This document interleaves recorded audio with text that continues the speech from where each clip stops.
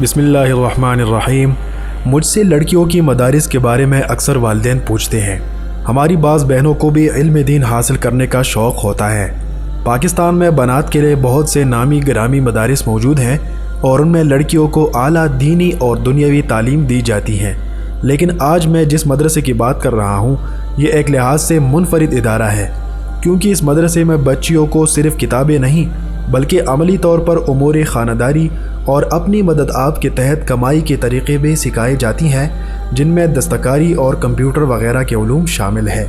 वाज़ेह रहे, हमारे मुआशरे में जब कोई लड़की आलिमा या हाफिज़ा बन जाती है तो बसा औक़ात उसके जहन में ये बात बैठ जाती है कि अब वो दूसरे लोगों से मुमताज़ है, उसकी अपनी हैसियत है और लोगों को चाहिए कि उसकी दूसरे लोगों से ज़्यादा कदर करे।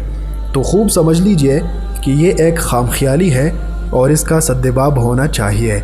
कोई भी आदमी या औरत जब आलिम या आलिमा बन जाते हैं तो इसका मतलब यह है कि उसका यह इल्म अब लोगों को सहूलत दे। आलिम की ज़िम्मेदारी है कि लोगों के लिए आसानियाँ पैदा करे। इसी तरह आलिमा और हाफिज़ा की ज़िम्मेदारी है कि वो उमूरी ख़ानदारी के साथ साथ घर वालों की ज़हनी तरबियत भी करे। ये नहीं कि ख़ुद मखदूम बनकर लोगों से कहे कि अब आओ और मेरी खिदमत करो क्योंकि मैं तो दीन का काम करती हूँ।